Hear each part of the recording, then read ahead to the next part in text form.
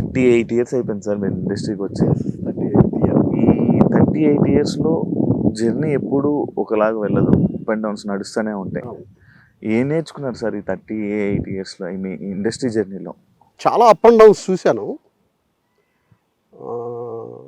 అంటే ఖాళీగా ఉన్న రోజులు చూశాను, బాగా బిజీగా ఉండి ఒక్కరోజు ఖాళీ దొరికితే చాలు, ఈరోజు రెస్ట్ తీసుకున్నాము అనుకున్న రోజులు చూశాను. ఖాళీగా ఉన్నప్పుడేమో అయ్యో మనం దూరం అయిపోతున్నాం ఆ ఇండస్ట్రీకి అనే ఒక భయం ఉంటుంది. బిజీగా ఉన్నప్పుడు ఒకరోజు రెస్ట్ దొరికితే బాగుండు, ఏంటి చంపేస్తున్నారు అని అనిపిస్తుంది. బట్ నేను ఎప్పుడూ బిజీగా ఉండాలనే కోరుకుంటాను. ఐఎమ్ అంటే ఇన్ వన్ వే 100% మనీ కోసం అయితే వర్క్ చేయను. నాకు ఒక ప్యాషన్, సినిమా అనేది ఒక ప్యాషన్, యాక్టింగ్ అనేది ఒక ప్యాషన్. ఎన్నో జన్మల పూర్వజన్మల సుకృతం అయితే తప్పితే ఇది రాదు, ఈ ఫేమ్ రాదు. నన్ను చూసి మీరు చిన్నగారు కదా అని ఒక 100 మంది ఉంటే ఒక 90 మంది అన్న నన్ను మీరు చిన్నగారు కదా అని.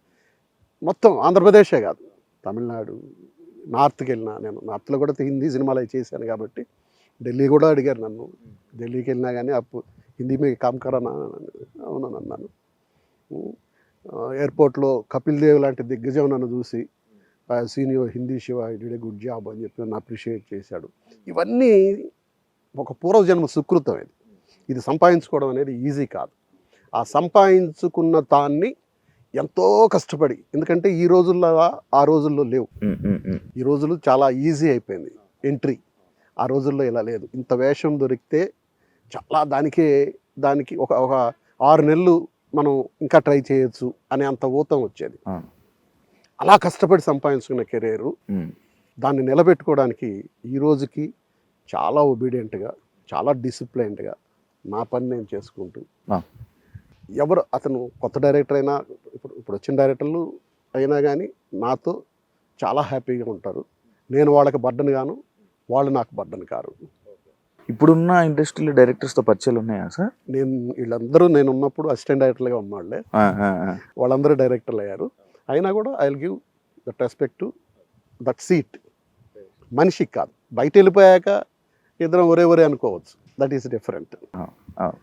ఇక్కడ ఉన్నంత వరకు I will give respect to that seat director.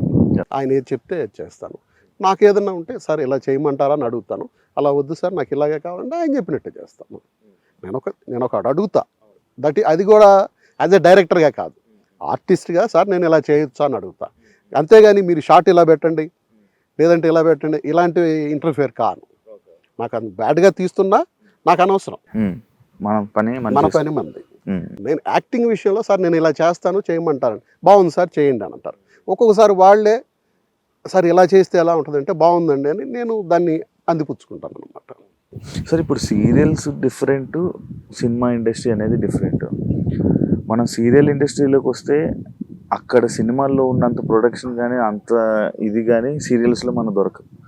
అడ్జస్టబుల్గా చేస్తున్నారా లేకపోతే బాగుందా? నేనైతే లేదు, ఎందుకంటే they will give lot of respect to me. ఒక సీనియర్ యాక్టర్గా నాకు వాళ్ళు ఇవ్వాల్సిన రెస్పెక్టు. ముందు నేను 9 to 9 వర్క్ చేస్తానండి. నాకు 8:30కి కార్ పంపిస్తారు. ఒకవేళ నా కార్లో వస్తే నేను 9కి నేను లొకేషన్కి వస్తాను. I take my breakfast. నేను నా బ్రేక్ఫాస్ట్ నేనే తెచ్చుకొని, నా లంచ్ నేనే తెచ్చుకొని వాళ్ళకి రెడీగా ఉండి అవైలబిలిటీగా ఉంటాను.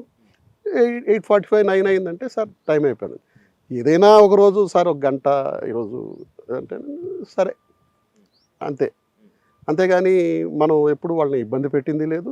ప్లస్ వన్ మోర్ థింగ్ ఏంటంటే టీవీకి సినిమాకి పెద్ద తేడా ఏం లేదు, ఇప్పుడు కూడా అలాగే ఉంది. ఏది తేడా ఉందంటే ఫిలింకి డిజిటల్కి తేడా ఉంది. ఫిలింలో ఉన్నప్పుడు ఏం కావాలో అదే తీసేవాళ్ళు. డిజిటల్ అయ్యాక ఇంత చాట తీసుకుంటున్నారు. ఫిలింలో ఏంటంటే వెనక ప్రొడ్యూసర్ కూర్చోండేవాడు, ఎందుకంటే క్యాన్ తెచ్చివ్వాలి. క్యాన్ కాస్ట్ ఒక డైలాగు తప్పుపోతే పరిచేసేవాడు ప్రొడ్యూసర్. 4 సార్లు రిహార్సల్ చూసి 4 సార్లు రిహార్సల్ చూడాలంటే మళ్ళీ టైం వేస్ట్ అవుతుంది. అందుకని చాలా క్యాచీగా ఉండాలి, చాలా ఫాస్ట్గా ఉండాలి. 4-5 సార్లు రిహార్సల్ చూస్తానంటే ఒక అరగంట పోద్ది. 4-5 టేకులు తీసుకుంటానంటే ఒక 100 feet లెంగ్త్ పోద్ది. ఇవన్నీ చేసుకున్న రోజులు అవి. ఇప్పుడేంటి డబ్బింగ్ కూడా ఇంత చిన్న పదం ఒక్క మిస్ అయినా కూడా లేదు సార్ వన్ మోర్ అనేవాళ్ళు. అవును. ఇప్పుడేంటి జరిపేస్తున్నాడు కరెక్ట్ సిస్టంలో. అప్పుడు అమ్మ అంటే అమ్మ అనేది కరెక్ట్గా సింక్ అవ్వాలి. ఇప్పుడు వాళ్ళు మేము జరుపుకుంటున్నాం సార్ సరిపోద్దులేండి అని అంటున్నారు. టెక్నాలజీ. అంటే ఆ రోజులకి ఈ రోజులకి తేడా వచ్చింది అది.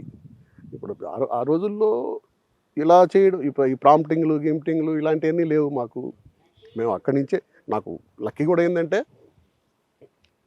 ఫస్ట్ సినిమాలోనే మా చేత రామ్ గోపాల్ గారు డబ్బింగ్ చేయించాడు. దట్ ఈస్ చాలా హెల్ప్ అయింది. ఎందుకంటే మా డబ్బింగ్ మనమే చెప్పుకోవడం అనేది ఇదైంది. ఇప్పటికీ కూడా ఈ సీరియల్ కానీ అందరూ అంటుంటారు వదిలేయచ్చు కదా dubbing. Even though channel EPs producers కూడా సరే ఈరోజు సీన్ వదిలేసేయండి ఎవరో ఒక చేత చెప్పించేద్దాం. అది నైట్ 12 అయినా 1 గంట అయినా 2 అయినా నేను వెళ్ళి డబ్బింగ్ చెప్తే రేపు ఎపిసోడ్ వెళ్ళాలి సార్ వెళ్తాను. షూటింగ్ అయిపోయాక వెళ్తాను. Okay okay. వెళ్ళి నేనే చెప్పి ఇప్పటివరకు ఎవరి చేత చెప్పించలే. ఎవరికైనా చెప్పాలన్నా కూడా భయం. సార్ తిడతారు చెప్పమని చెప్పంటారు డబ్బింగ్ ఆర్టిస్టులు కానీ. Okay okay. కానీ సదుపాయాల పరంగా డిఫరెన్స్ ఉంటుంది కదా సార్? ఏం లేవు, నాకైతే లేవు. మీకు లేవు? ఎందుకంటే నాకు ఇవ్వాల్సిన గౌరవం నాకు ఇస్తారు. వాళ్ళని నేనేం కోరుకోను, గొంతెమ్మ కోరికలు కోరను. నాకేంటి నా వాటర్ కూడా నేనే తెచ్చుకుంటా. నాతో ఏముంది వాళ్ళకి, నేను వాళ్ళకి ఇందాక చెప్పింది అదే, నేను వాళ్ళకి బర్డన్ కాదు, నాకు వాళ్ళ బర్డన్ కాదు. ఉదాహరణ కార్ వస్తుంది లేదంటే నా కార్లో వస్తా, నా వాటర్ నాకు ఉంటుంది. ఈవెన్ దో నా కాఫీ ప్యాకెట్స్ కూడా సాచెట్స్ నా దగ్గర ఉంటాయి. నేను కొంచెం మిల్క్ వేసుకుని కాఫీ కలుపుకొని నేను తాగుతా. ఓకే, అంత మీదే. మీకు భోజనం, మీరు మంచి భోజన ప్రియులు అని విన్నాను. మీ అంటే ఇప్పుడు కొంచెం ఇబ్బందిగా ఉంది కానీ అయినా కానీ ఈరోజు కూడా నా భోజనం 3-4 తిన్నారు. ఈరోజు ఈ టెంపుల్ అని యాక్చువల్గా ఉదయాన్నే నాన్ వెజ్ అంతా ప్యాక్ చేయించా. నాన్ వెజ్ లేకపోతే అసలు ముద్ద నాన్ వెజ్ ప్యాక్ చేయించా. ఉదయాన్నే ఫోన్ చేసి నాకు అజీజ్ నగర్ అని చెప్పారు.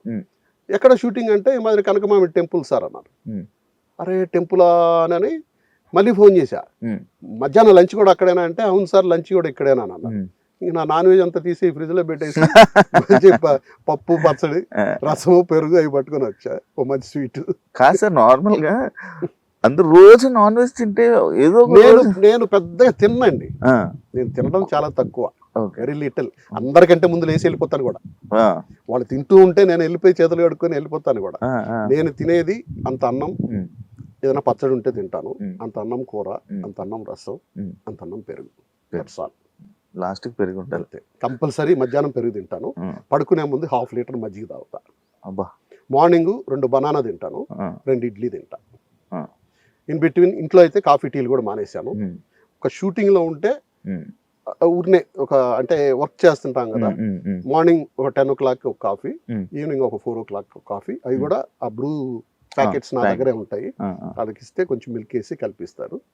అంతే తప్పితే cool drinks, ice creams, cool water తాగను. బయట ఫుడ్ కూడా తిన్నా ఎక్కువ. అసలు ఎక్కువ తింటే మా ఫిల్మ్ నగర్ క్లబ్ లో తింటా. అంతకంటే బయట హోటల్స్